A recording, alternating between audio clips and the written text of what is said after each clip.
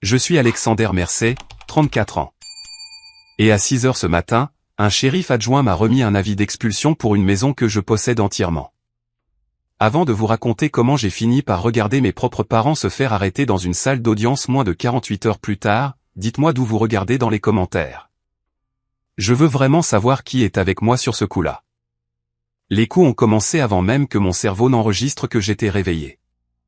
Ce n'était pas un coup poli. C'était le genre de bruit sourd et métallique qui vibre à travers la charpente de la maison et directement dans vos os. Ça ressemblait à l'autorité. Ça ressemblait à des ennuis. Je me suis assis en sursaut dans mon lit. Mon cœur battait déjà la chamade, martelant contre mes côtes. Pendant une seconde, juste une fraction de seconde, je ne savais pas quel jour on était. J'ai regardé l'horloge numérique sur ma table de chevet. Les chiffres rouges brûlaient. 6h02.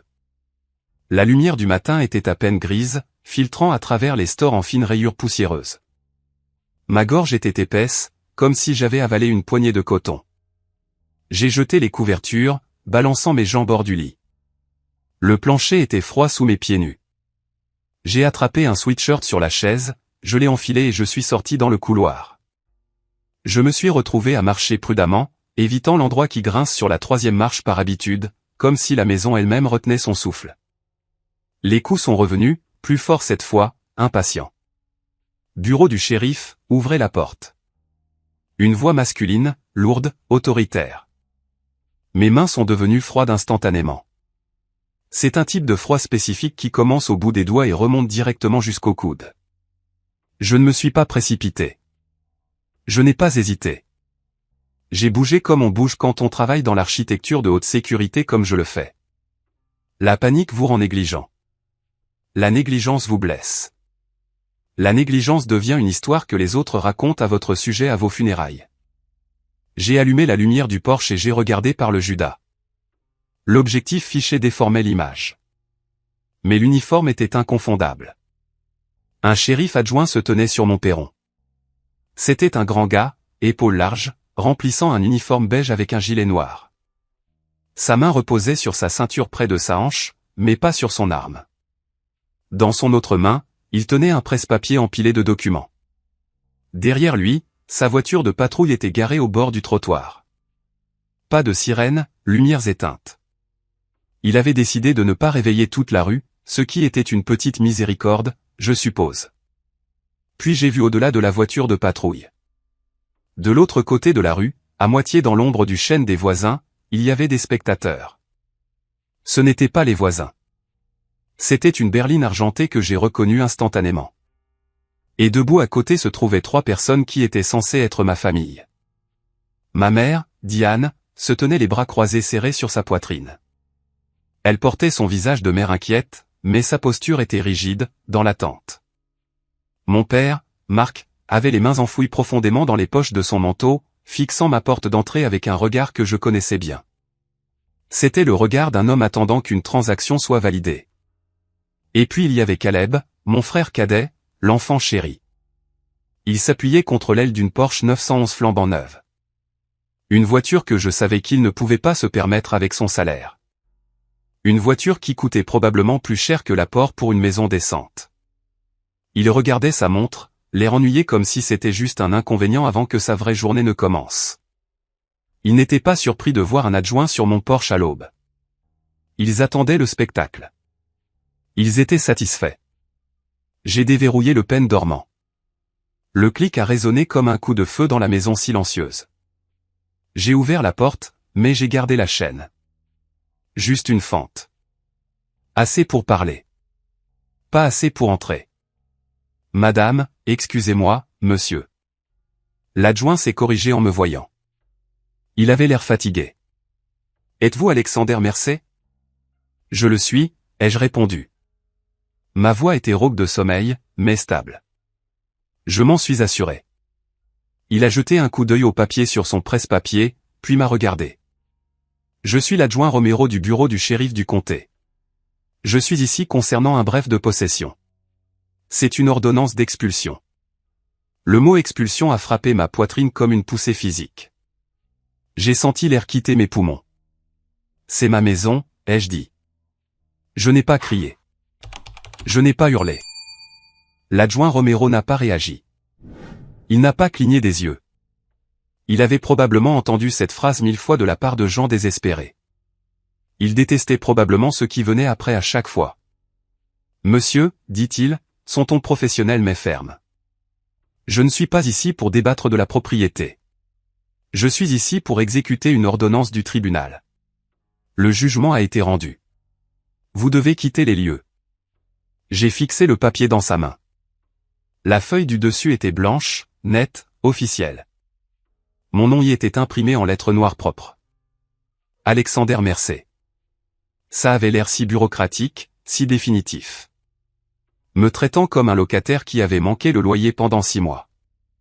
Pas la personne qui a payé les impôts fonciers. Pas la personne qui a remplacé les bardeaux du toit de ses propres mains l'été dernier. Pas la personne qui a planté le cornouiller à l'arrière avec son grand-père il y a 20 ans. Tu aurais dû faire ce que la famille a demandé, Alex. La voix venait de l'autre côté de la rue. C'était ma mère. Elle ne chuchotait pas. Elle voulait que les voisins entendent. Elle voulait que l'adjoint entende. Elle voulait établir le récit dès maintenant. Fais tes bagages, fiston, a ajouté mon père. Sa voix était plus basse, plus plate, comme un verdict. Ça arrive aujourd'hui. Ne fais pas de scène. Caleb n'a rien dit. Il a juste souri en coin et inspecté ses ongles, puis a tapoté le capot de sa Porsche comme pour dire, dehors le vieux, place au neuf. Les yeux de l'adjoint Romero se sont tournés vers eux. Puis vers moi. Il a baissé la voix d'une fraction. Une fissure dans l'armure professionnelle. Avez-vous un endroit où aller, a-t-il demandé. La question n'était pas gentille. Elle était procédurale. C'était une question que l'on pose à un chien errant avant d'appeler la fourrière. Mais ça a fait un nœud dur dans mon estomac. Je ne vais nulle part, ai-je dit, croisant son regard. Pas tant que vous ne me montrez pas ce que c'est. Il a hésité. Il a regardé la chaîne sur la porte. Puis il a légèrement soulevé la page du dessus et incliné le presse-papier pour que je puisse lire sans qu'il ait à me le remettre. C'était là en lettres majuscules grasses. Bref DE possession, un numéro de dossier en dessous, un sceau du tribunal, la signature d'un juge. Je n'ai pas reconnu mon pouls à essayer de grimper. Je l'ai contenu. J'ai utilisé la technique de respiration que j'ai apprise lors des exercices de sécurité en situation de stress élevé. Inspirez pendant 4, retenez pendant 4. Expirez pendant 4. Je n'ai pas crié. Je n'ai pas pleuré. Je n'ai pas demandé à mes parents pourquoi parce que je connaissais déjà la réponse. Ils n'avaient pas besoin d'une raison qui avait du sens pour moi. Ils avaient seulement besoin d'une raison qui semblait acceptable pour des étrangers. Ils avaient besoin d'argent. Caleb avait toujours besoin d'argent.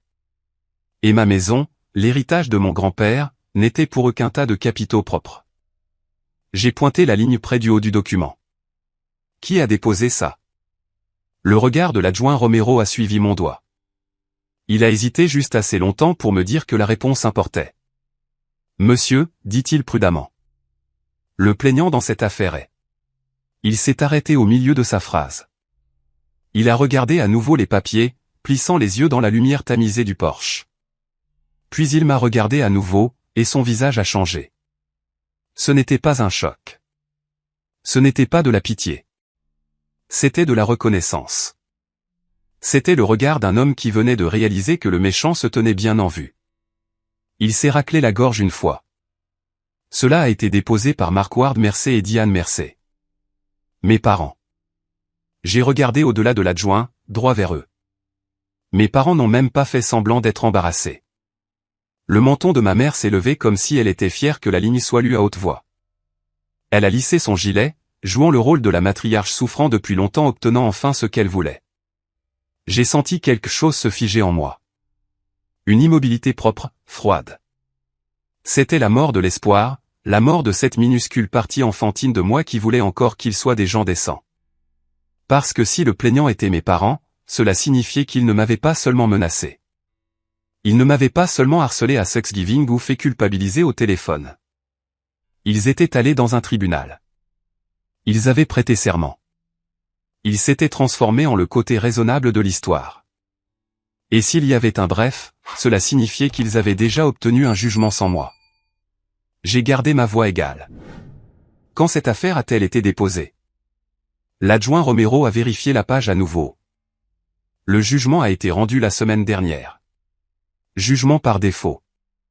La semaine dernière, ma bouche est devenue sèche. J'étais ici la semaine dernière. J'étais allé travailler, rentré à la maison, arroser les plantes, dormi dans ce lit.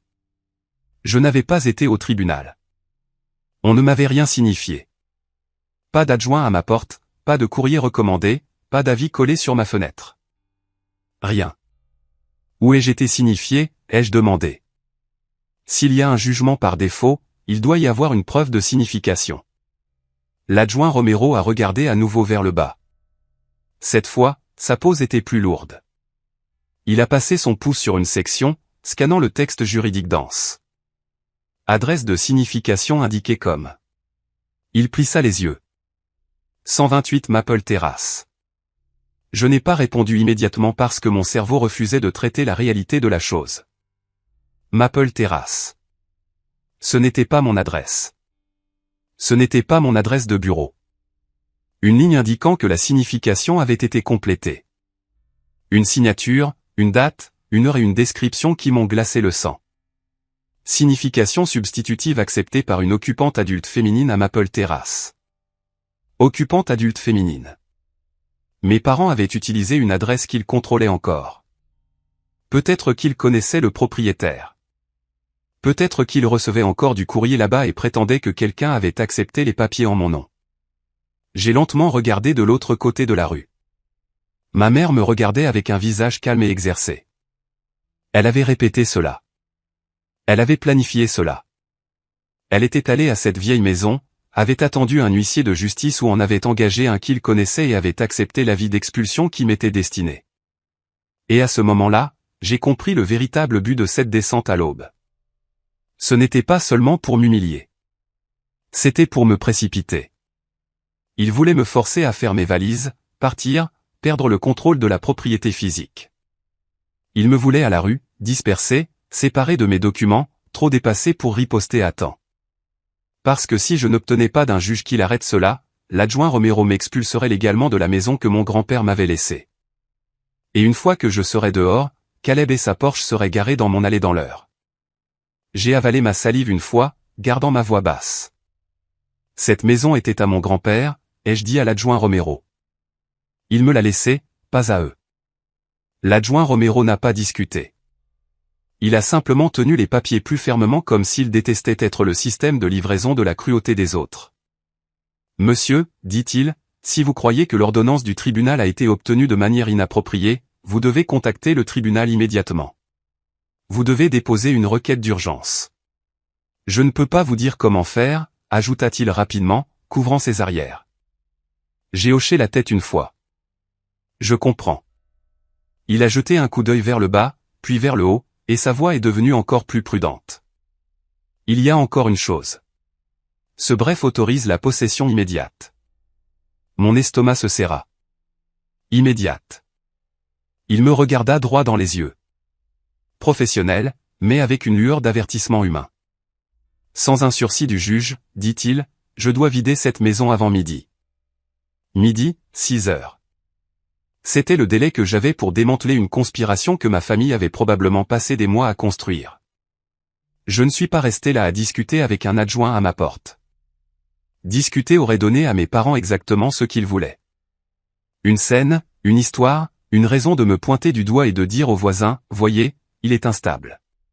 Nous avons dû intervenir. Alors, j'ai fait la seule chose qui comptait. J'ai constitué un dossier.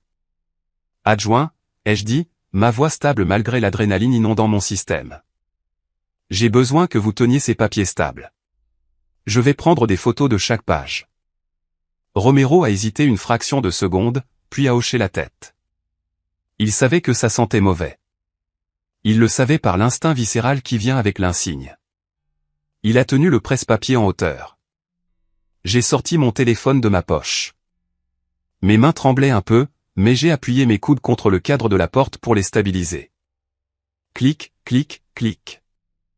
J'ai capturé le numéro de dossier, le sceau du tribunal avec la signature du juge, l'adresse de signification falsifiée à Maple Terrace, et surtout, la page de preuve de signification où « occupante adulte féminine » était cochée. « Merci », ai-je dit. « Monsieur », dit Romero, sa voix baissant pour que les vautours de l'autre côté de la rue ne puissent pas entendre.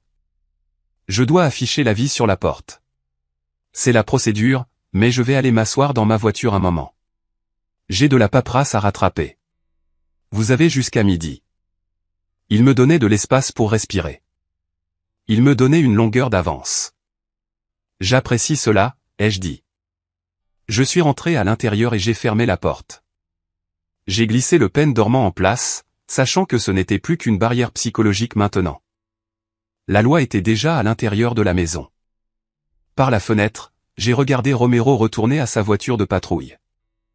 J'ai vu mon père lui faire signe, demandant probablement pourquoi je n'étais pas encore traîné dehors menotté. Romero l'a ignoré, est monté dans sa voiture et a commencé à taper sur son ordinateur portable. Ma mère avait l'air déçue.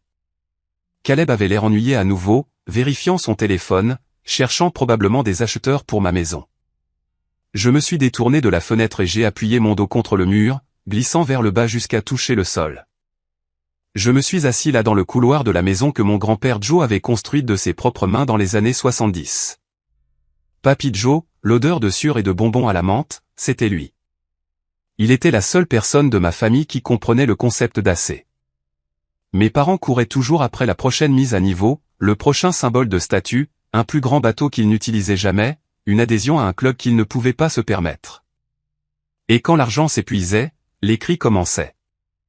Je me souvenais avoir 10 ans, assis dans les escaliers au 128 Maple Terrace, cette adresse maudite, les écoutant se disputer à propos des factures de carte de crédit. « Tu as dépensé l'argent de l'hypothèque pour un voyage au ski, Marc. » Ma mère avait hurlé. « Tu as acheté un manteau de fourrure en Floride, Diane, qui porte de la fourrure en Floride ?» avait-il crié en retour.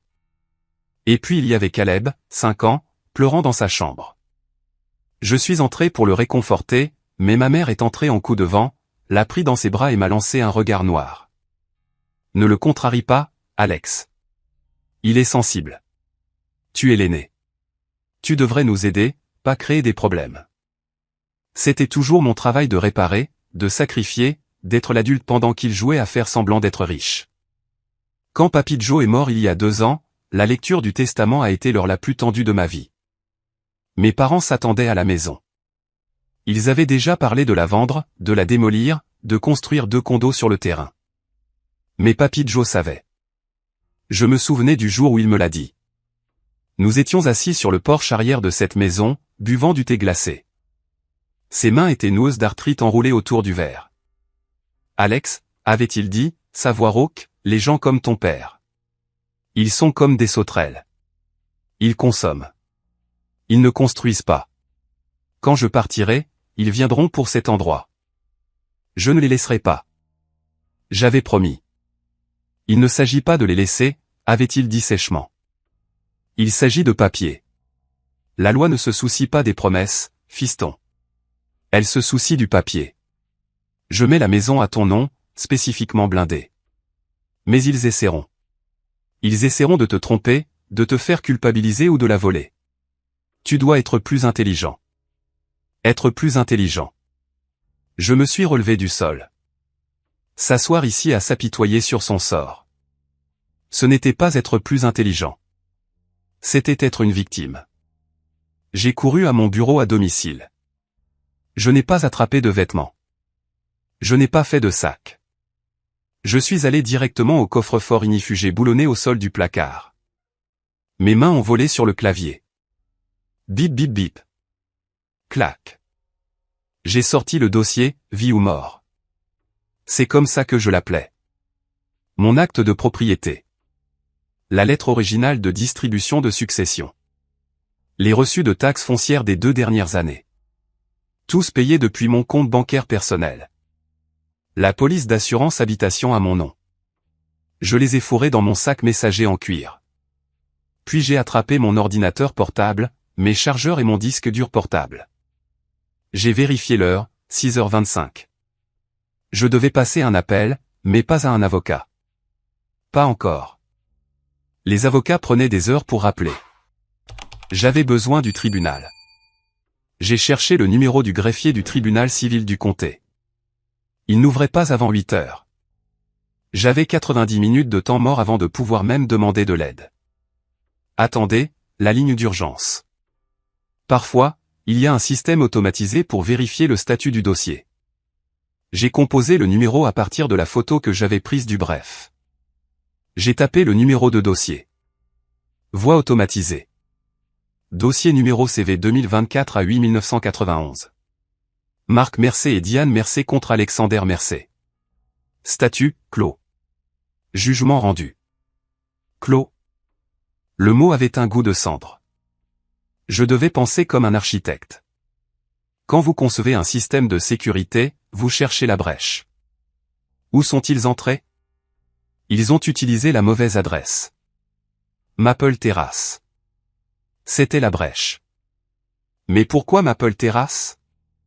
Pourquoi ne pas simplement prétendre qu'ils m'ont signifié ici et mentir à ce sujet? Parce que Maple Terrace leur permettait de contrôler le destinataire. S'ils prétendaient m'avoir signifié ici, Romero aurait demandé « L'avez-vous vu ?» ou « Qui a ouvert la porte ?» En utilisant Maple Terrace, ils pouvaient utiliser l'échappatoire de la signification substitutive. Quelqu'un prétendant être un résident l'a accepté. Ma mère, c'était une fraude. Une fraude stupide et flagrante. Mais la fraude fonctionne si la victime ne se présente pas pour dire « Eh, c'est un mensonge ». Je suis allé à la cuisine et j'ai bu un verre d'eau debout. Je devais dégager le coton de ma gorge. Je devais être articulé. J'ai regardé par la fenêtre à nouveau. La berline argentée était toujours là. Mon père était au téléphone maintenant, faisant les 100 pas. Caleb était assis sur le siège conducteur de la Porsche, faisant légèrement vrombir le moteur, juste pour entendre le ronronnement. Il s'imaginait probablement en train de la garer dans mon garage. Je n'allais pas lui donner la satisfaction de me voir partir par la porte d'entrée. Je suis allé à la porte arrière, celle qui menait à l'allée. Je me suis glissé dehors, la verrouillant derrière moi. J'ai coupé à travers le jardin de la voisine. Madame Higgins, qui détestait mes parents depuis que mon père avait reculé dans ses rosiers et prétendu que les buissons avaient sauté, et j'ai atteint la rue latérale où j'avais garé mon camion la veille parce que l'allée était en train d'être nettoyée au géo de pression. Je suis monté dans mon camion. C'était un Ford F-150 robuste et fiable, pas une Porsche, un véhicule de travail. J'ai démarré le moteur et je suis parti sans regarder la maison. Je ne pouvais pas regarder en arrière. Si je regardais en arrière, je pourrais faire demi-tour avec le camion et faire quelque chose qui me ferait atterrir dans une cellule à côté d'eux. J'ai conduit directement au palais de justice du centre-ville. Je me suis assis sur le parking, regardant le soleil se lever complètement, attendant que les portes se déverrouillent. À 7h55, j'étais debout devant les portes vitrées. J'étais le premier dans la file. L'agent de sécurité m'a fait signe de passer par le détecteur de métaux. Matinée difficile, a-t-il demandé, regardant mes cheveux ébouriffés. Vous n'avez pas idée, ai-je marmonné. J'ai sprinté dans les escaliers jusqu'au bureau du greffier de la division civile. Il y avait une personne au comptoir, un homme plus âgé avec des lunettes épaisses et un badge indiquant Henderson. Il avait l'air de travailler là depuis la construction du bâtiment.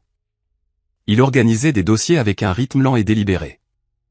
Je me suis approché de la vitre de séparation. Bonjour, ai-je dit. J'ai une urgence. Un bref de possession est en cours d'exécution sur ma maison à midi aujourd'hui. Je n'ai jamais été signifié. Je dois déposer une requête d'urgence pour suspendre l'expulsion. Henderson leva les yeux par-dessus ses lunettes. Il ne se pressa pas. Il m'évalua. Il vit la sueur sur mon front, le dossier dans ma main, le désespoir dans mes yeux. Numéro de dossier, demanda-t-il. Je l'ai lu. Il l'a tapé dans son ordinateur. Clic, clac, clic. Il fronça les sourcils. Mercé contre Mercé. Détention illégale. Jugement par défaut rendu. Mardi dernier. Je n'étais pas au courant, ai-je dit. Ils m'ont signifié à une adresse où je n'ai pas vécu depuis 15 ans. Henderson afficha le document scanné sur son écran. 128 Maple Terrace. Oui, c'est l'ancienne location de mes parents. Je possède la maison dont ils essaient de m'expulser. Voici l'acte. J'ai glissé le papier sous la vitre. Henderson le prit. Il regarda l'acte. Puis il regarda l'écran. Puis il regarda l'acte à nouveau. Fiston, dit-il, sa voix baissant d'une octave. Vous êtes listé comme le propriétaire sur cet acte. Mais dans le dossier, les plaignants ont déposé un contrat de bail. Un bail? J'ai cligné des yeux. Je n'ai jamais signé de bail. C'est ma maison. Ils ont déposé une copie d'un contrat de location daté d'il y a 6 mois, prétendument signé par vous, acceptant de payer 3 000 $ par mois de loyer à Mark et Diane Mersey. Mon sang bouillonna. C'est un mensonge. Je ne paie pas de loyer. Je paie l'hypothèque. Puis-je voir la signature? Henderson tourna le moniteur. Là, au bas d'un contrat de location générique téléchargé sur Internet, se trouvait une signature. Alexander Mersey, mais ce n'était pas ma signature. C'étaient des boucles tremblantes là où il devrait y avoir des angles. On aurait dit que quelqu'un avait essayé de copier ma signature d'une carte d'anniversaire, mais s'était ennuyé à mi-chemin. C'est une falsification, ai-je dit, ma voix tremblant de rage. Et une mauvaise? Henderson hocha la tête lentement. J'ai vu beaucoup de signatures, fiston. Celle-là a l'air créative. Qu'est-ce que je fais? Ai-je demandé. L'adjoint dit que je suis dehors à midi. Vous déposez la requête, dit Henderson, glissant un paquet de formulaires sous la vitre. Requête pour suspendre l'exécution du bref, requête pour annuler le jugement par défaut. Remplissez-les. Juste ici. Ne vous inquiétez pas de la propreté. Rendez-le juste lisible. J'ai attrapé un stylo et j'ai commencé à écrire.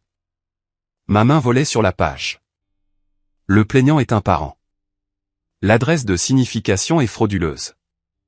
Le bail est falsifié. Le défendeur est le propriétaire en fief simple de la propriété. Pendant que j'écrivais, Henderson continuait de cliquer sur son ordinateur. Il semblait creuser plus profondément dans le dossier. Attendez une minute, murmura-t-il. J'ai levé les yeux. Quoi?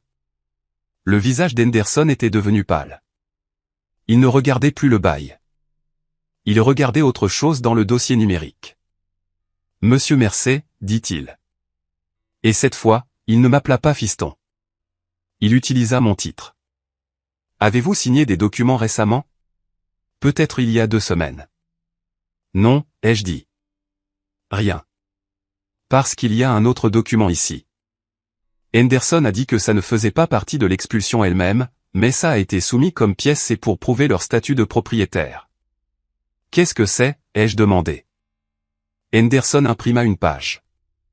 L'imprimante vrombit et cracha une feuille de papier chaude. Il me la fit glisser. Je l'ai regardé et le monde a basculé sur son axe. C'était un acte de renonciation, quitté Clindide, daté d'il y a 2 semaines. Il stipulait qu'Alexander Mersey transférait par la présente tous les droits, titres et intérêts dans la propriété à Mark et Diane Mersey pour la somme de 10 $. C'était signé, notarié, enregistré. Ils n'ont pas juste falsifié un bail, ai-je chuchoté, la réalisation s'abattant sur moi comme un bâtiment qui s'effondre. Ils ont volé la maison. Ils ont littéralement volé le titre. Henderson me regarda avec un mélange de pitié et d'alarme professionnelle. Si cela est enregistré, Monsieur Mersey, ce n'est plus seulement une affaire d'expulsion.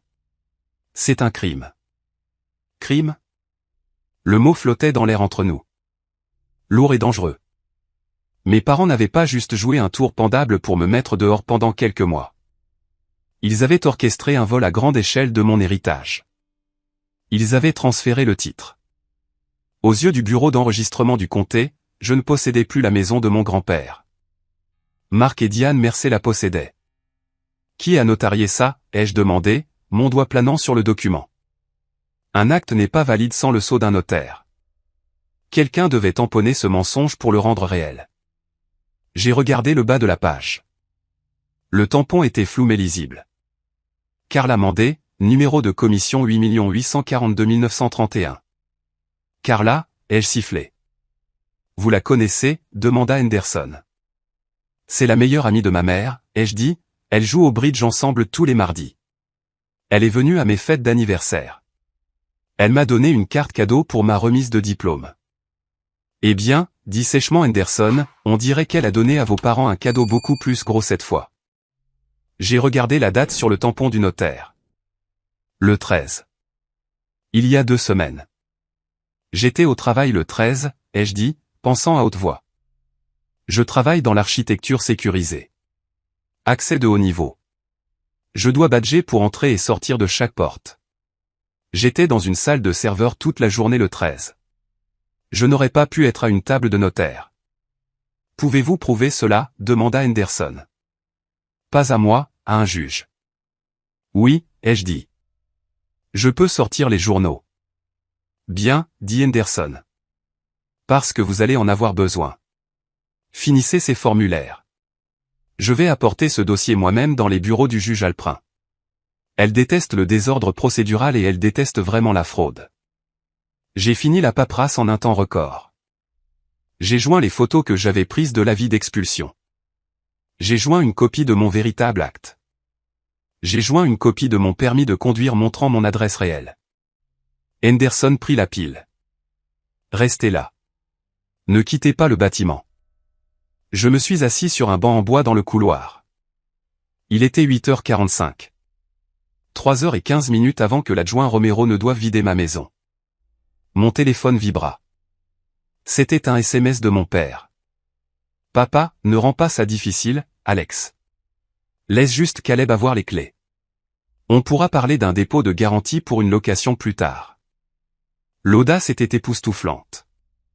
Il volait un actif d'1 demi-million et m'offrait une conversation sur un dépôt de garantie. Je n'ai pas répondu. J'ai fait une capture d'écran, preuve. Je suis resté assis là à regarder des avocats en costume coûteux se précipiter en parlant de bataille pour la garde et de règlement. J'ai vu une femme pleurer près de la fontaine à eau, serrant des papiers de divorce. Ce bâtiment était une usine de misère et mes parents venaient de pointer ma carte de temps. 30 minutes plus tard, la porte des bureaux intérieurs s'ouvrit. Un huissier sortit. Alexander Mercé ici. Je me suis levé. Le juge Alprin vous verra dans son bureau. Ex parte. Maintenant. J'ai suivi. Dans son bureau signifiait une réunion privée, pas en audience publique. Cela signifiait que le juge voulait des réponses rapidement. Le juge Alprin était une femme dans la soixantaine avec des cheveux gris acier et des yeux qui semblaient pouvoir couper le verre. Elle était assise derrière un bureau massif couvert de dossiers. Elle ne leva pas les yeux quand j'entrai. Monsieur Mercé, dit-elle. Monsieur Henderson me dit que vous prétendez ne jamais avoir été signifié et que l'acte dans le dossier est une falsification. C'est exact, votre honneur, ai-je dit, et vous avez une expulsion prévue pour midi aujourd'hui? Oui, votre honneur. L'adjoint Romero attend à la propriété. Elle leva les yeux alors. Elle brandit l'acte de renonciation. Ce document dit que vous avez donné la maison à vos parents. L'avez-vous fait? Non, votre honneur, je ne l'ai pas fait. Je ne ferai jamais ça. Mon grand-père m'a laissé cette maison spécifiquement pour la garder loin d'eux. Et la notaire, Carla Mandé, est une amie personnelle de ma mère. Je n'étais pas en sa présence. Le 13, j'étais au travail. Le juge Alprin me fixa longuement. Elle évaluait ma crédibilité. Je me tenais droit, la regardais dans les yeux. Je ne bougeais pas. Elle attrapa son téléphone. Elle composa un numéro sur haut-parleur. Division civile. Une voix répondit. C'est le juge Alprin. Sortez le dossier pour Mercé contre Mercé. J'émets un sursis immédiat à l'exécution du bref de possession. Appelez le dispatching du shérif. Dites à l'adjoint Romero de se retirer. Personne n'entre dans cette propriété. J'ai senti mes genoux faiblir de soulagement. Merci, votre honneur. Ne me remerciez pas encore, claqua-t-elle. Je suce pas l'expulsion parce qu'il y a une allégation vraisemblable de fraude, mais nous allons aller au fond de cette affaire. Je fixe une audience d'urgence pour demain matin à 9h. Je veux les plaignants ici.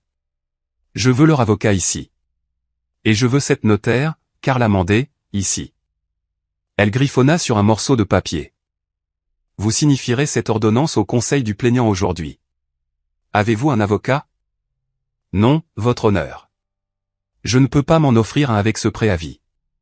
J'ai dépensé mes économies pour les réparations de la maison. Alors vous vous représentez vous-même, procès. C'est risqué, monsieur Mercier.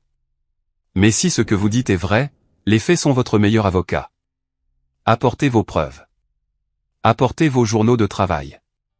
Si vous pouvez prouver que vous n'étiez pas là le 13, vos parents ont de très graves ennuis. Elle me tendit l'ordonnance. Sursis d'urgence accordé. Allez. Elle dit, sauvez votre maison. Je suis sorti du tribunal avec l'impression d'avoir désamorcé une bombe à quelques secondes de la fin. Mais la guerre n'était pas finie. Elle ne faisait que commencer.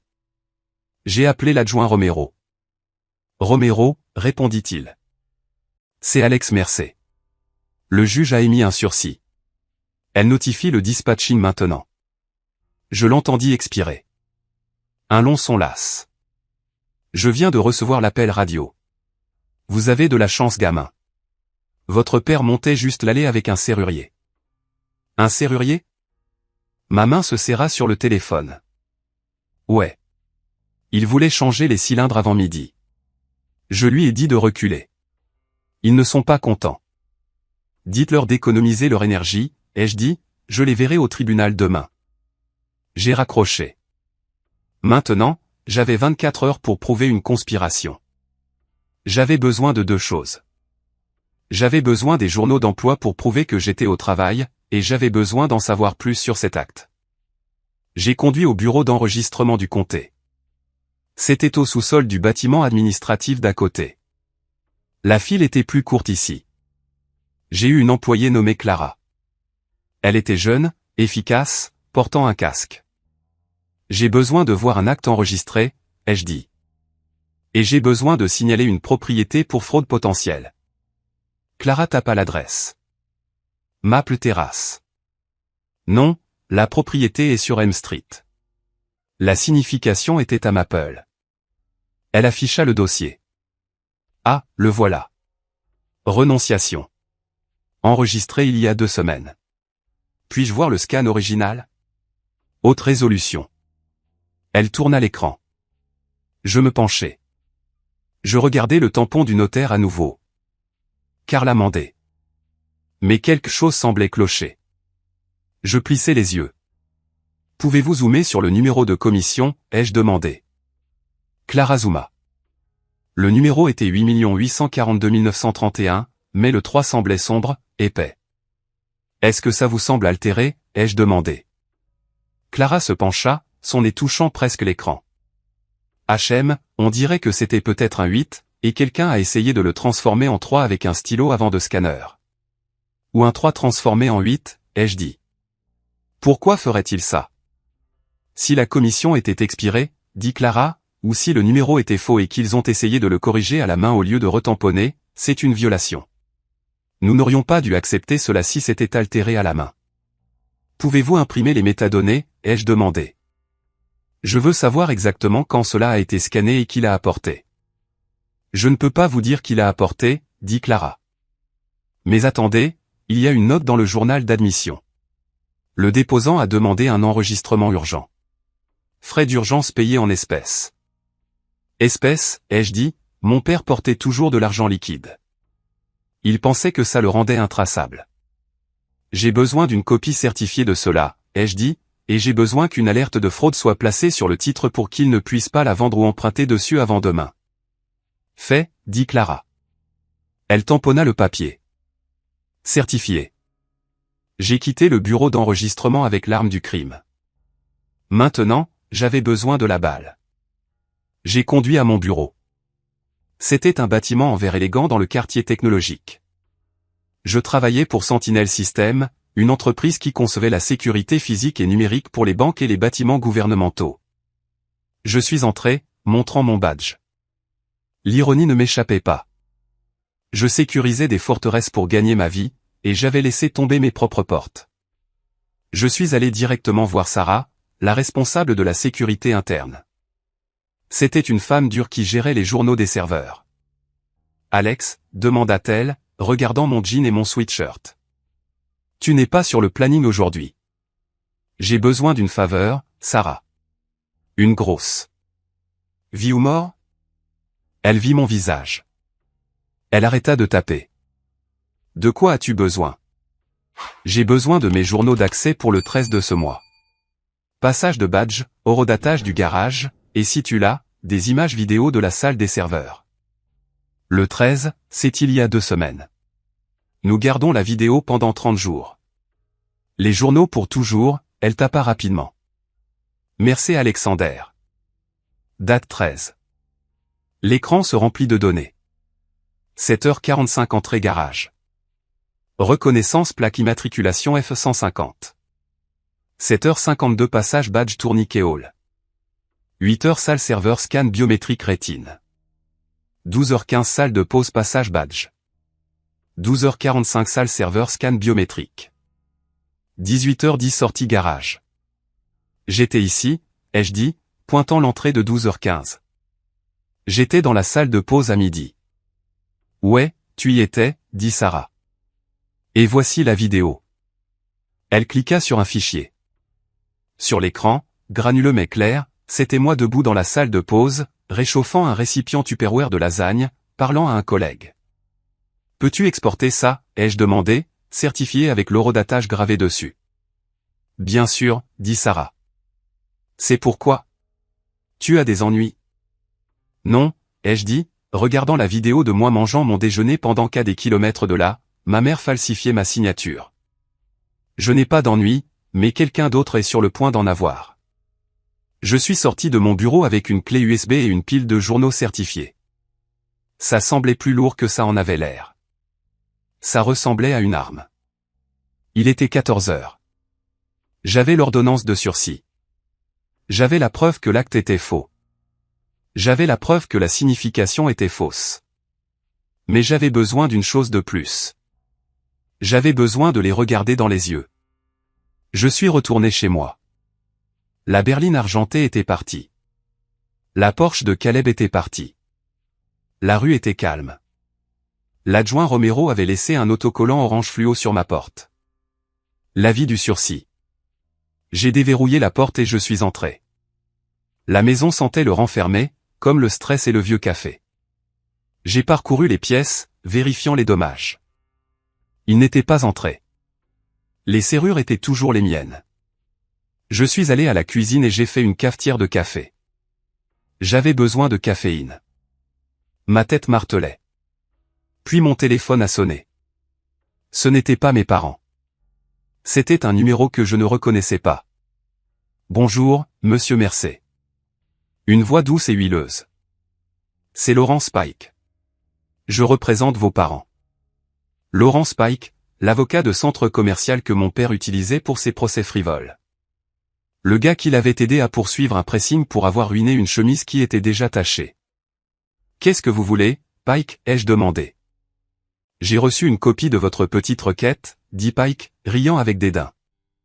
Très dramatique, mais futile, n'est-ce pas? Écoutez, Alex, je peux vous appeler Alex? Vos parents sont très blessés. Ils ont essayé de faire ça discrètement. Ils voulaient gérer l'actif pour le bénéfice de la famille. Vous êtes célibataire. Vous n'avez pas besoin d'une maison de 3 chambres. Caleb est. Il démarre une entreprise. Il a besoin des capitaux propres. Il a besoin de payer des dettes de jeu. J'ai corrigé. Je suis au courant des parties de poker, Pike. Je suis au courant des bookmakers. Pike fit une pause. Allégation. Non pertinent. Écoutez, nous avons un acte signé. Notarié. Vous pouvez prétendre que vous étiez au travail, mais les notaires sont des officiers du tribunal. Sa parole contre la vôtre, et nous avons le bail. Vous êtes un locataire, Alex, et vous n'avez pas payé de loyer. Je suis le propriétaire, ai-je dit. Et demain, je vais le prouver. Si vous allez au tribunal demain, la voix de Pike baissa, perdant le charme huileux. Nous déposerons une demande pour les loyers impayés. Nous saisirons votre salaire. Nous ruinerons votre crédit à un point tel que vous ne pourrez pas acheter un vélo, encore moins une maison. Abandonnez la requête. Déménagez. Nous vous donnerons 5 000 $ en espèces pour votre peine. 5 000 $. J'ai ri. C'était un son froid et sec. La maison vaut 600 000. Allez au diable, Pike. J'ai raccroché. 30 minutes plus tard, la sonnette a retenti. J'ai vérifié la caméra que j'avais installée l'année dernière, une caméra de sonnette haute définition qui téléchargeait directement sur le cloud. C'était eux. Maman, papa, Caleb, ils étaient de retour. J'ai marché jusqu'à la porte, mais je ne l'ai pas ouverte. J'ai parlé à travers le bois lourd. Allez-vous-en, Alex. La voix de ma mère était perçante. Ouvre cette porte. Nous devons parler. Tu nous embarrasses. Je vous embarrasse, ai-je demandé. Vous avez envoyé un shérif pour me jeter à la rue à l'aube. C'est pour ton bien, a-t-elle crié. Tu es égoïste. Tu as toujours été égoïste. Papy Joe voulait que la maison soit pour tout le monde. Papy Joe me l'a laissée parce qu'il savait que vous la vendriez pour acheter un nouveau jouet à Caleb. J'ai crié en retour. Et, la voix de Caleb. Surveille ta bouche. Ouvre la porte, Alex. Signons juste quelques papiers et réglons ça. Papa dit que tu peux vivre au sous-sol si tu signes à nouveau la renonciation juste pour, tu sais, éclaircir la confusion. Vivre au sous-sol? J'ai senti le sang battre dans mes oreilles. De ma propre maison? Ce n'est pas ta maison, a rugi mon père. Il semblait ivre ou juste furieux. C'est une propriété familiale. Je suis le patriarche. Je décide. Tu es un voleur, Marc, ai-je dit, et demain, le juge va te dire la même chose. Si tu te montres demain, dit Caleb, sa voix baissant, se pressant près de la porte. Tu vas le regretter. Je connais des gens, Alex. Je sais où tu travailles. J'ai tenu mon téléphone en l'air, enregistrant l'audio. Est-ce que tu me menaces, Caleb? Je dis juste. Caleb siffla. Les accidents arrivent. Les systèmes plantent, les gens se font virer. Dégage de mon Porsche, ai-je dit. Ou je rappelle l'adjoint Romero. Et cette fois, il t'emmènera. Il y eut un silence. Puis j'entendis ma mère sangloter, un faux sanglot théâtral. Il nous déteste, Marc. Notre propre fils nous déteste. Allons-y, grogna mon père. On l'écrasera au tribunal. Pike dit que l'acte est solide. J'entendis des pas s'éloigner. J'entendis la portière de la voiture claquer. J'entendis le moteur de la Porsche rugir, un son de pure arrogance. Je restai là dans le couloir, tremblant, pas de peur, de rage. Ils étaient prêts à me détruire. Ils étaient prêts à me rendre sans abri. Ils étaient prêts à menacer ma carrière. Tout ça pour de l'argent, tout ça pour Caleb. J'ai regardé le dossier, vie ou mort, sur la table. J'avais les journaux. J'avais l'acte, mais je devais briser le maillon faible. Carla Mandé. Je ne l'ai pas appelé. Ce serait de la subornation de témoin, mais je l'ai cherché. J'ai cherché son dossier de notaire en ligne. Elle était notaire depuis 10 ans. Pas de plainte. Dossier vierge. C'était une dame gentille qui faisait de mauvais choix d'amis. Pourquoi l'a-t-elle fait? Argent? Pression. Je me suis souvenu de quelque chose. Noël dernier, Carla s'était plainte des factures médicales de son mari, du coût de l'insuline, de la lutte. Mes parents ne lui ont pas juste demandé une faveur. Ils l'ont probablement payé ou promis de la payer une fois la maison vendue. Si c'était vrai, s'il y avait une transaction financière, c'était une conspiration. J'ai passé le reste de la nuit à me préparer. J'ai organisé mes pièces à conviction. Pièce A, le vrai acte. Pièce B, le faux acte. Pièce C, mes journaux de badge. Pièce D, la vidéo de moi à 12h15. Pièce E, la preuve de signification à la mauvaise adresse. Je n'ai pas dormi, je ne pouvais pas. Je me suis assis dans le salon en regardant le soleil se lever à nouveau. À 8 heures, je me suis douché, rasé et j'ai mis mon meilleur costume. C'était un costume gris anthracite que je réservais habituellement aux présentations clients. J'ai noué ma cravate avec une précision militaire. Je me suis regardé dans le miroir. J'avais l'air fatigué. J'avais l'air plus vieux que 34 ans, mais j'avais l'air prêt. Pour Papy Joe. J'ai chuchoté. J'ai attrapé ma mallette. J'ai vérifié la serrure de la porte d'entrée. J'ai conduit au tribunal. Le parking était plein. J'ai vu la Porsche. Elle était garée en double file, prenant 2 places. Bien sûr.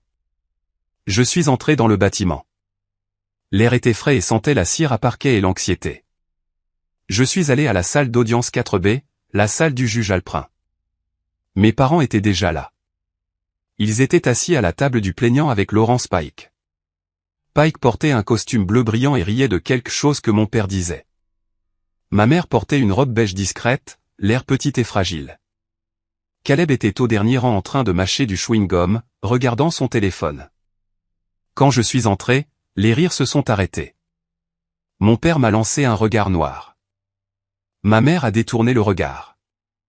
Pike m'a donné un sourire prédateur. Et puis je l'ai vue, Carla Mandé. Elle était assise au 2e rang derrière mes parents. Elle avait l'air terrifiée. Son visage était pâle, ses mains serraient un sac à main si fort que ses articulations étaient blanches. Elle ne regardait personne. Elle fixait ses chaussures. Elle était le maillon faible, et j'allais la briser. Levez-vous. La voix de l'huissier retentit. Nous nous sommes tous levés. Le juge Alprin entra dans la salle, sa robe noire flottant. Elle n'avait pas l'air fatiguée aujourd'hui. Elle ressemblait à un prédateur entrant sur son terrain de chasse.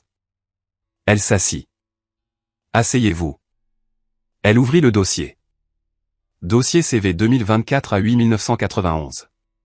Mercé contre Mercé. Audience d'urgence sur requête en annulation de défaut et requête en sursis.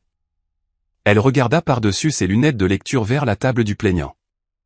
Monsieur Pike, vous représentez les parents. Oui, votre honneur, dit Pike, se levant et boutonnant sa veste. Et nous sommes franchement choqués d'être ici. Nous avons un jugement valide. Nous avons un acte valide. Le défendeur souffre simplement de remords de vendeur. Ou peut-être d'une rupture mentale. Remords de vendeur, répéta le juge Alprin. Il prétend ne jamais l'avoir vendu. Nous avons un acte signé et notarié. Votre honneur, dit Pike, brandissant le document. Il est présumé valide en vertu de la loi. Le défendeur l'a signé le 13 de ce mois. Il a accepté de transférer le titre à ses parents pour régler des dettes familiales. Dettes familiales ? Je me suis levé. Je n'ai pas de dette familiale. Ils me doivent de l'argent. Monsieur Mercé, asseyez-vous, dit le juge Alprin. Mais sa voix n'était pas dure. Vous aurez votre tour. Elle se tourna vers Pike. Donc, votre position est qu'Alexander Mercé a comparu devant un notaire le 13 et a signé cet acte. Oui, votre honneur. Et où cette signature a-t-elle eu lieu? Pike hésita. Il se pencha et chuchota à ma mère. Elle chuchota en retour. Au domicile des parents, votre honneur, dit Pike. À 12 heures, heure du déjeuner. Je vois, dit le juge Alprin. Elle nota quelque chose. Puis elle me regarda. Monsieur Mercé, à votre tour. Où étiez-vous à 12 heures le 13? Je me suis levé. Mes mains étaient stables. Votre honneur, je travaille pour Sentinel System. Nous concevons une architecture de haute sécurité pour les entrepreneurs gouvernementaux. Notre installation est un environnement sécurisé. Nous sommes suivis par badge, scanner biométrique et caméra. J'ai marché vers l'huissier et lui ai remis mon classeur. Puis-je approcher? Vous pouvez. J'ai remis une copie à Pike, qui la regarda avec dédain. Pièce C, ai-je dit. Ce sont des journaux d'accès certifiés du serveur de sécurité interne de mon employeur. Si vous regardez l'entrée du 13, vous verrez que j'ai badgé dans le parking à 7h45. Le juge Alprin tourna la page et je continuai, j'ai badgé dans la salle des serveurs, qui nécessite un scan de la rétine, à 8h. Je n'ai pas quitté le bâtiment avant 18h10. Pike sursauta. Objection. Ce sont des impressions d'ordinateur. Elles pourraient être fabriquées. Elles sont certifiées par la responsable de la sécurité, Sarah Jenkins, avec une déclaration sous serment jointe, ai-je dit calmement. Le juge Alprin regarda la déclaration sous serment. Rejetée. Continuez, monsieur Mercé. Maintenant, concernant spécifiquement l'heure de la prétendue signature, ai-je dit, monsieur Pike a déclaré que c'est arrivé à midi, heure du déjeuner. J'ai pointé l'onglet suivant. Pièce D. C'est un export image par image de la caméra de sécurité dans la salle de pause de Sentinel System. Horodatage 12h15 le 13. Le juge Alprin regarda la photo. C'était moi tenant une fourchette parlant à un collègue. C'est clairement moi, ai-je dit. Et ce n'est clairement pas la maison de mes parents. La salle d'audience était silencieuse. Même la climatisation semblait s'arrêter de ronronner. Le juge Alprin regarda la photo. Puis elle regarda l'acte. Puis elle regarda Pike. Monsieur Pike, dit-elle, sa voix tombant à un froid dangereux. Votre client prétend que le défendeur était chez eux à midi. Le défendeur a une preuve haute définition. Il était à 10 miles de là dans une installation sécurisée. Pike suait maintenant. Il desserra son col. Votre honneur, peut-être que l'heure était approximative. C'était peut-être plus tard dans la journée. Ou peut-être, dit le juge Alprin, cela ne s'est jamais produit. Elle tourna son regard vers le deuxième rang. Est-ce que Carla Mandé est dans la salle d'audience? Carla se leva lentement. Elle avait l'air de pouvoir s'évanouir. Oui, votre honneur. Venez à la barre. Apportez votre journal de notaire. Carla marcha vers la barre des témoins. Ses pas étaient lourds. Elle s'assit, serrant son journal noir. Jurez-vous de dire la vérité, demanda le greffier. Je le jure, chuchota TL. Le juge Alprin se pencha en avant. Madame Mandé, vous avez notarié cet acte. Oui. Avez-vous vu Alexander Mercé le signer? Les yeux de Carla se posèrent sur ma mère. Ma mère la fixait, les yeux écarquillés, suppliant, ne le fais pas. Ne dis rien. Mandé, dit le juge Alprin sèchement. Regardez-moi. Ne regardez pas les plaignants. Regardez-moi. Carla regarda le juge. Vous êtes titulaire d'une commission. Le juge dit, si vous me mentez maintenant, face aux images de sécurité, vous ne perdrez pas seulement votre commission. Je vous référerai au procureur pour parjure et fraude. Vous pourriez aller en prison. Comprenez-vous? Carla commença à pleurer, des sanglots silencieux et tremblants. Maintenant, dit le juge doucement mais fermement. Alexander Mercé a-t-il signé cet acte devant vous? Carla prit une inspiration. Elle regarda le journal. Elle me regarda. Non, sanglota TL. Un halètement traversa la salle. Ma mère laissa échapper un cri aigu.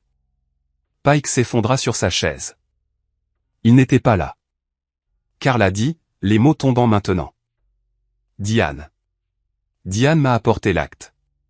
Il était déjà signé. Elle a dit qu'Alex l'avait signé plus tôt mais avait dû retourner travailler. Elle m'a demandé de le tamponner comme une faveur. Elle a dit qu'ils essayaient juste de l'aider à gérer son argent. Elle a dit qu'il était d'accord. Donc, vous avez notarié une signature dont vous n'avez pas été témoin, demanda le juge Alprin. Oui. Je suis désolé. Je suis tellement désolé. Et la date, demanda le juge Alprin. Le 13. Diane m'a dit de l'antidater. Carla avoua. Elle me l'a apporté il y a 3 jours, mais elle a dit qu'il devait être daté du 13 pour correspondre. Quelque chose à propos des impôts. Je ne savais pas. Il y a 3 jours, ai-je dit à haute voix, après qu'ils ont déposé l'expulsion. Le juge Alprin se recula. Elle regarda mes parents. L'expression sur son visage était celle d'un pur dégoût. Marc et Diane Mercé. Levez-vous. Mes parents se levèrent. Mon père avait l'air dégonflé, le visage rouge. Ma mère tremblait, des larmes coulant sur son visage. De vraies larmes cette fois. Des larmes de peur. Vous avez falsifié une signature, dit le juge Alprin. Vous avez contraint un notaire. Vous avez déposé une expulsion frauduleuse. Vous avez tenté de voler un titre. Nous, votre honneur, bégaya Pike. Mes clients. Asseyez-vous, monsieur Pike, rugit le juge Alprin. Avant que je ne vous tienne pour outrage aussi. Pike s'assit si vite que la chaise racla bruyamment contre le sol. Le juge Alprin se tourna à nouveau vers mes parents.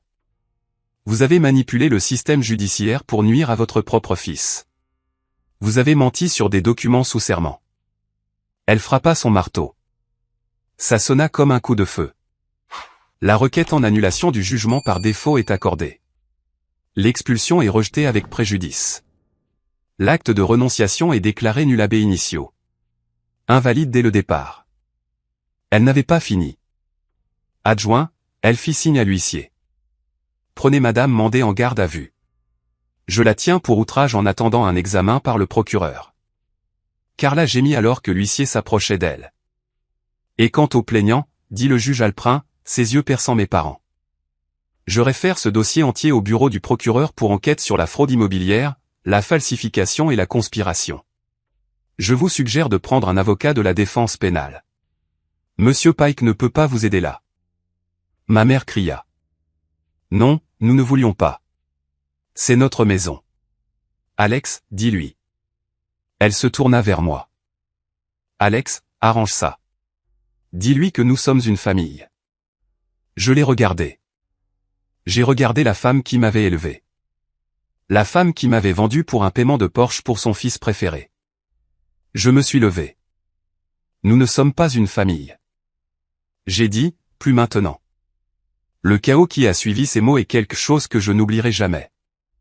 Ma mère sanglotait, tendant la main vers moi par-dessus la balustrade en bois qui séparait la galerie des justiciables. Alex, Alex, s'il te plaît ne les laisse pas nous prendre.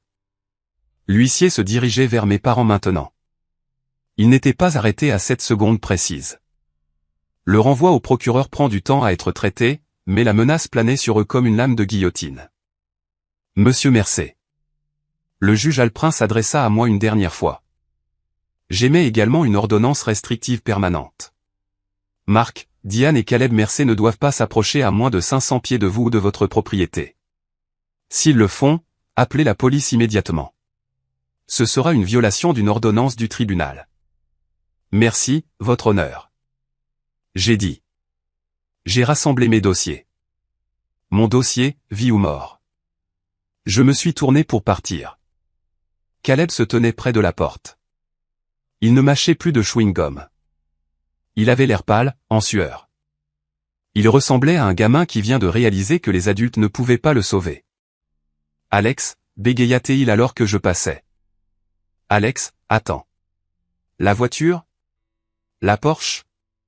J'ai utilisé la maison comme garantie pour le prêt. Un prêt relais si l'acte est nul.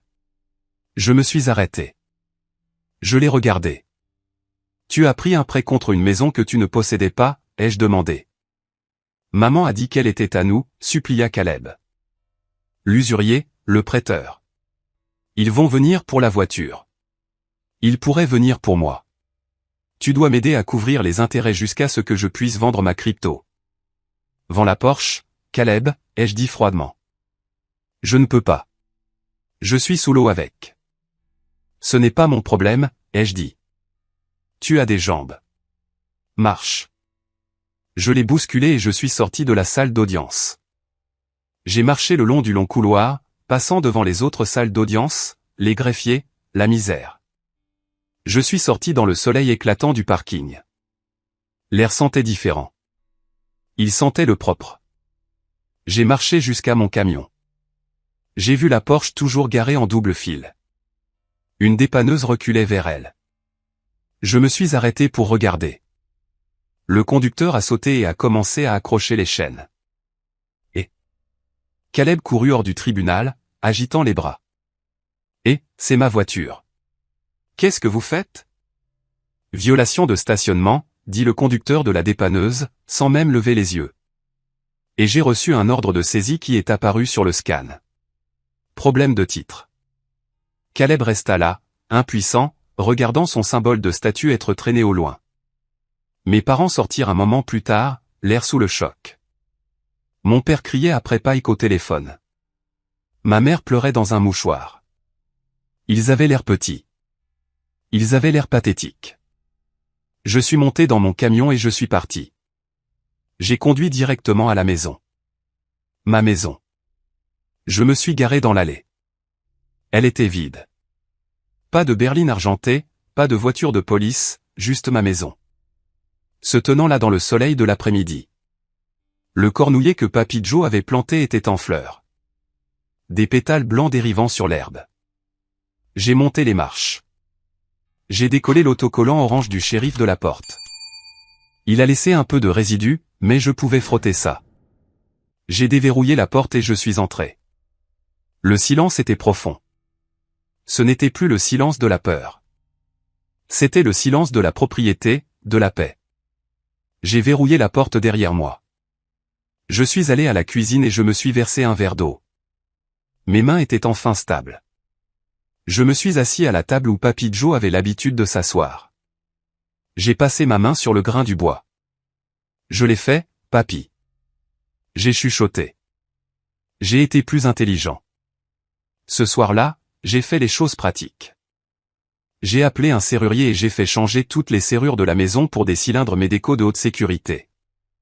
J'ai appelé ma société de sécurité et j'ai mis à niveau les capteurs périmétriques. Puis je me suis assis sur le sol du salon et j'ai ouvert la vieille boîte en métal que Papy Joe m'avait laissée, celle que je gardais dans le coffre-fort.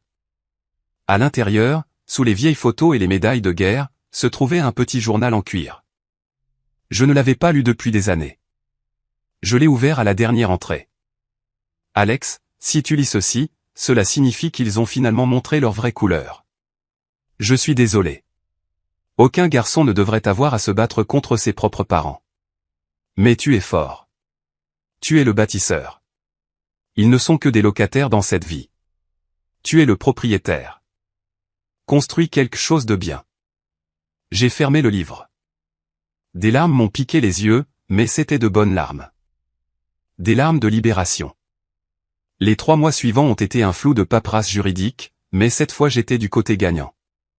Le procureur a pris le renvoi du juge Alprin au sérieux, très au sérieux. La fraude immobilière est un sujet brûlant, et mes parents leur avaient remis un dossier parfait. L'enquête a révélé que ce n'était pas la première fois que mon père essayait quelque chose de louche avec des documents. Mais c'était la première fois qu'il se faisait prendre de manière aussi flagrante. Carla Mandé a accepté un accord de plaidoyer. Elle a perdu sa commission de notaire définitivement et a eu 2 ans de probation en échange de son témoignage contre mes parents. Elle a tout dit au procureur, comment ma mère avait supplié, comment mon père lui avait offert $500 sur le produit de la vente de la maison. $500. C'était le prix de son intégrité. Mes parents ont été accusés de falsification, dépôt de faux documents et conspiration pour commettre un vol qualifié. Ils ne sont pas allés en prison, pas pour longtemps en tout cas. Ils n'avaient pas de casier judiciaire antérieur, donc leur avocat, un nouveau, Papike, a réussi à leur obtenir un accord de plaidoyer. 5 ans de probation, des amendes massives et une peine avec sursis. Mais la vraie punition n'était pas la prison. C'était la ruine sociale. L'histoire est sortie. Les petites villes parlaient, les banlieues parlent plus vite. Les respectables Marc et Diane Mercé étaient des parias. Ils ont été expulsés de leur country club. Leurs amis ont arrêté d'appeler et la ruine financière a été totale. Pour payer les frais juridiques et les amendes, ils ont dû vendre leur propre maison. La grande maison sur la colline dont ils étaient si fiers. Ils ont réduit leurs effectifs pour un petit appartement à l'autre bout de la ville. Quant à Caleb, l'enfant chéri s'est écrasé durement. Sans la Porsche, sans la promesse des capitaux propres de ma maison pour flotter ses prêts, son château de cartes s'est effondré. Il a dû déclarer faillite. Aux dernières nouvelles, il travaillait dans une agence de location de voitures près de l'aéroport, lavant des voitures plus belles que tout ce qu'il posséderait jamais à nouveau. Il a essayé de m'appeler une fois environ 1 mois après le procès. Alex, allez, avait-il dit, sa voix pleurnicharde. Maman est déprimée. Papa est. Il est vieux. Viens juste dîner. Mettons ça derrière nous. J'ai mis ça derrière moi, ai-je dit. Je regarde vers l'avant. Tu es froid, mec, dit-il. Non, ai-je répondu. Je suis en sécurité. J'ai raccroché et bloqué le numéro. J'ai passé l'été à retaper la maison. J'ai peint les volets d'un bleu marine profond. J'ai réparé les marches du Porsche. J'ai planté un jardin à l'arrière. Tomates, poivrons et basilic, tout comme Papy Joe avait l'habitude de faire pousser. Un samedi matin, j'étais dans le jardin en train de désherber. Le soleil était chaud sur mon dos. Belle tomate, appela une voix. J'ai levé les yeux. C'était Madame Higgins, la voisine. Elle se penchait par-dessus la clôture tenant un panier de muffins. Merci, Madame Higgins, ai-je dit. J'ai vu la voiture de police chez tes parents la semaine dernière, dit-elle, les yeux pétillants. Signifiant des papiers pour le procès de la banque? Je pense que oui, ai-je dit. Elle hocha la tête, satisfaite. Le karma est un conducteur lent, Alex. Mais elle ne manque jamais une adresse. J'ai ri. Non, en effet. Elle m'a tendu les muffins. Tu es un bon garçon, Alex. Ton grand-père serait fier. Tu as gardé la maison. J'ai l'intention de la garder longtemps, ai-je dit. Je suis rentré et j'ai fait du café. Je me suis assis sur le porche arrière en mangeant un muffin, regardant le cornouiller. J'ai réalisé quelque chose. Pendant des années, j'avais porté un poids. Le poids d'essayer de leur plaire. Le poids d'essayer d'être le bon fils pour des gens qui ne me voyaient que comme une ressource. Le poids de protéger Caleb de ses propres erreurs. Ce poids avait disparu. L'avis d'expulsion n'avait pas seulement essayé de me mettre hors de ma maison. Il m'avait mis hors de leur dysfonctionnement. C'était la meilleure chose qu'ils aient jamais faite pour moi. J'ai pris une gorgée de café. Ça avait le goût de la liberté. Ça fait 1 an maintenant. La maison est entièrement rénovée. J'ai transformé le sous-sol. L'endroit où ils voulaient me bannir en un cinéma-maison et une salle de jeu à la pointe de la technologie. Mes amis viennent le dimanche pour le football. Nous faisons griller des steaks. Nous rions. J'ai rencontré quelqu'un aussi. Sarah du travail, la chef de la sécurité qui m'a aidé avec les journaux. Nous avons commencé à déjeuner ensemble après le procès, échangeant des histoires de guerre sur les failles de sécurité. Une chose en entraînant une autre. Elle a emménagé le mois dernier. Elle adore la maison. Elle adore le cornouiller. Parfois, tard le soir, je pense à mes parents. Je me demande s'ils sont assis dans leur petit appartement à me blâmer. Je me demande s'ils se racontent une version de l'histoire où ils sont les victimes, où le fils ingrat a volé leur propriété. Je suis sûr qu'ils le font. C'est comme ça qu'ils survivent. Mais leur version de l'histoire n'a pas de tampon du bureau d'enregistrement du comté. La mienne si. J'ai appris une dure leçon ce jour-là à 6 heures du matin. La famille n'est pas une question de sang. Le sang est juste de la biologie. Le sang est juste un accident de naissance. La famille est une question de loyauté. C'est une question de respect. C'est savoir qui se tient à vos côtés quand les coups commencent à la porte et qui se tient de l'autre côté de la rue en attendant que vous tombiez. Si vous traversez quelque chose comme ça, si vous avez des gens dans votre vie qui se sentent en droit de profiter de votre travail acharné, qui vous manipulent avec la culpabilité, qui utilisent le mot famille comme une arme pour vous désarmer, je veux que vous m'écoutiez attentivement. Verrouillez vos portes. Vérifiez vos papiers et n'ayez pas peur de changer les serrures. Vous n'êtes pas obligé de vous immoler par le feu pour garder les autres au chaud, même s'ils sont vos parents, surtout s'ils tiennent l'allumette. C'est le moment qui a tout changé pour moi. C'est le moment où j'ai arrêté d'être Alexander le fils et commencé à être Alexander l'homme. J'ai repris ma maison, mais plus important encore, j'ai repris ma vie. Merci beaucoup d'avoir écouté mon histoire. Ce n'était pas facile de revivre ces moments, de sentir à nouveau ces coups dans ma poitrine, mais je voulais la partager avec vous parce que je sais que je ne suis pas seul. Je sais qu'il y en a d'autres qui mènent des batailles dans leur propre salon. J'espère que cette histoire vous a touché ou peut-être vous a donné le courage de vérifier vos propres limites. Avez-vous déjà eu un membre de la famille essayant de profiter de vous financièrement? Avez-vous dû tracer une ligne dans le sable? Je veux entendre votre histoire. S'il vous plaît, partagez-la dans les commentaires ci-dessous. Soutenons-nous les uns les autres. Et si vous avez apprécié cette vidéo, n'oubliez pas d'appuyer sur le bouton j'aime et de vous abonner. Cela aide plus de gens à trouver cette chaîne et cela me dit que ces histoires comptent pour vous. Jusqu'à la prochaine fois, gardez vos portes verrouillées et vos actes enregistrés. Restez en sécurité.